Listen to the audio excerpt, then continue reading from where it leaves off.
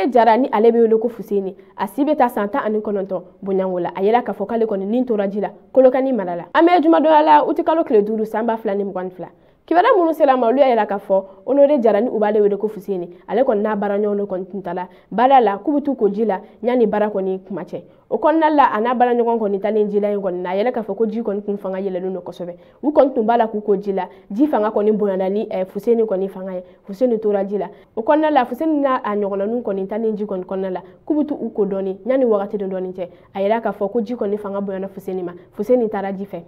Kibaruya minnu sera ma olu y'a yira k'a fɔ k'u kɔni sera ka maa wele maa min kɔni bɛ se ka nager min b'a to u bɛ se ka Fuseni lasɔrɔ cogo min na ji kɔni kana a ni minɛ o kɔnɔna la a yɛlɛ k'a fɔ ko nageurs yɛrɛ kɔni ma se ka Fuseni ye ji kɔnɔ cogoya si la Fuseni yɛrɛ kɔni su taara ye fo a dugusajɛ tɛnɛdonya la. Kibaruya minnu sera ma o kɔfɛ olu y'a yira k'a fɔ ko Fuseni kɔni nin tora ji la barisa ji kɔni fanga bonyana ma kosɛbɛ a kɔni tun tunna ji yɛrɛ kɔnɔ a tun t'a la ka ye nageurs kelen k'a ɲini olu y'a yira k'a fɔ k'olu kɔni tun ma mɔgɔ ye ji kɔnɔ. Hakilinajigiya nin y'a maa filanan de ye a bɛ semaine 2 bonyango bɔ olu kɔni b'a la ka to ji la a yɛlɛla k'a fɔ ko bɛɛ lajɛlen k'i janto i yɛrɛ la bada yan fan ani kɔdaw la ji fanga ka bon kosɛbɛ bɛɛ lajɛlen k'i janto i yɛrɛ la min kɔni ye balataga ye an ka o sumaya ni wagatinin na an bɛ samiya kuma na ji fanga ka bon kibaruya minnu kun b'an bolo ka lasɔn ma o ye nin an b'a fɔ aw k'an bɛn a ɲɔgɔn tuma.